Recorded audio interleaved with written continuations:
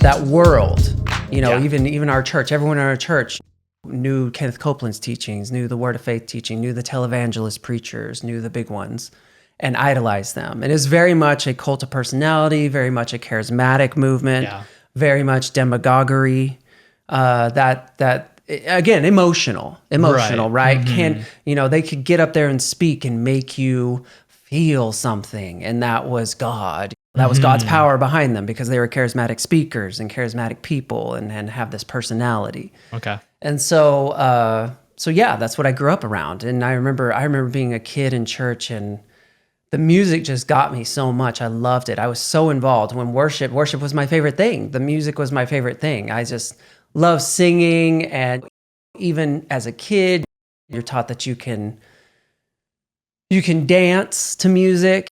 You can move. There's also weird things. Of course, there's always making yourself prostrate during worship, which is a thing.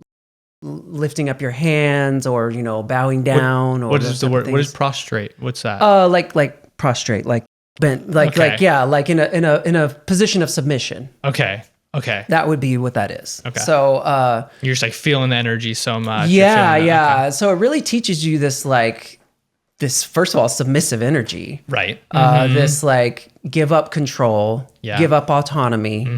And not only that, but it's tied with emotions. Right. It's tied with powerful emotions. It's tied with this message that God has everything taken care of. You're just a child.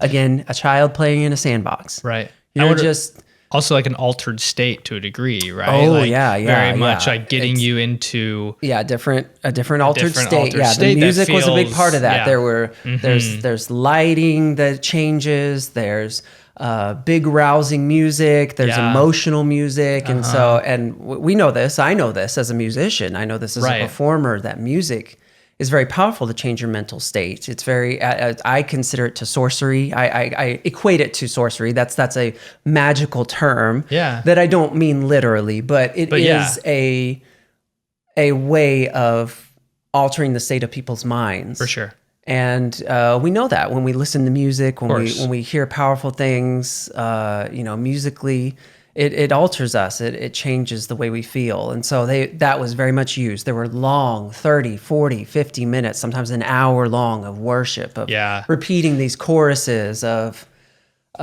devotion. And it's almost hypnotic. There's a lot of hypnotic states that happen. There's a lot of very close your eyes and I don't know how to say it.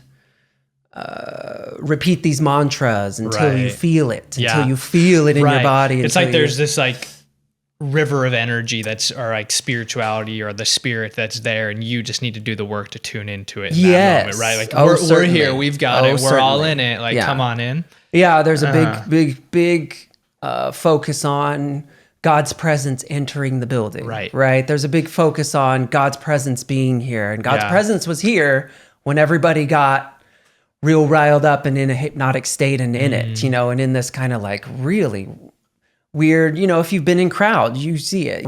A big crowd that you're in, the church you're in? Like... Yeah. I mean, it would depend, but it would feel big, especially as a kid. I mean, it could be 100 to 200 people, but that still feels like a lot of people. And seeing the adults around you getting into that. And they do. The modeling and for sure. Yeah, absolutely. Are there many like rituals, or is it a lot of like time spent in like that worship, like energy space? Right.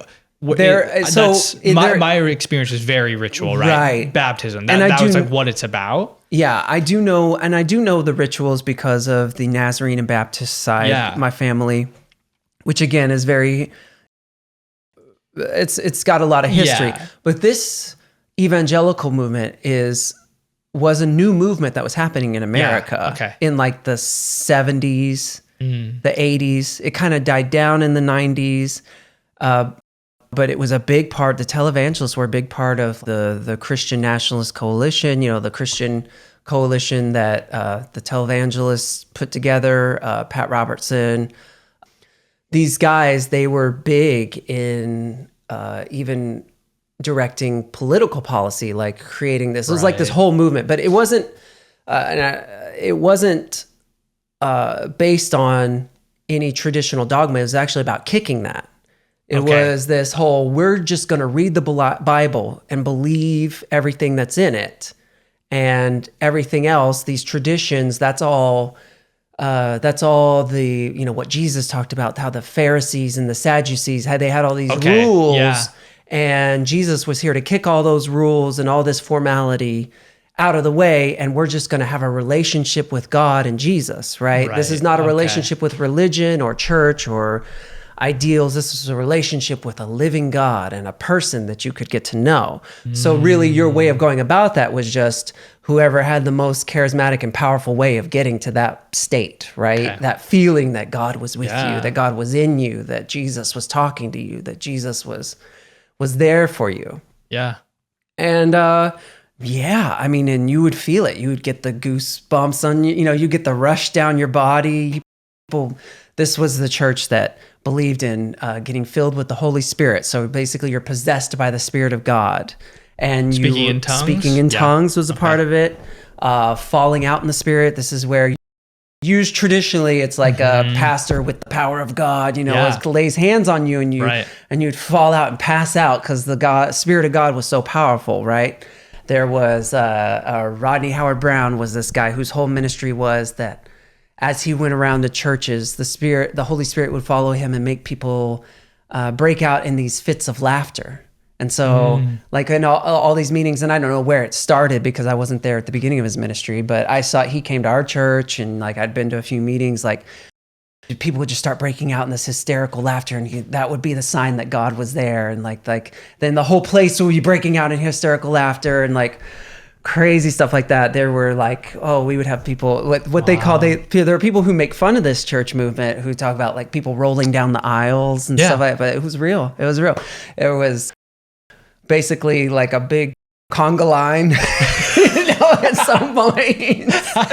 And as a kid, you're seeing this. Yeah, what was that like? At first you think like, this is a little weird and a little wild, but then you're like, how interesting, right. I mean, these, and as a kid, you don't really have any boundaries to what is real or what is like silly. Right. As a matter of fact, as a kid, you are silly. So you're kind of like, all right, I can get into this. Of course I'm going to roll down an aisle. Of course I want to do a conga line, Right. Of course I want to do the conga line singing the song. Like, that's so much fun as a kid. Like, what? Are you kidding? Getting really into worship and jumping around and spinning and doing, of course, as a kid, you're like, I get permission to be goofy. Of course. Right. Like, let's do it. And was like every meeting like that? Like it would get to that They would try energy? to. Yeah, it would try to. It would depend on the Sunday. It would depend on the week and the congregation and the reaction. And, but it would be an attempt to get to that place every week. Yes. Okay. Yes. That was kind of a barometer for success.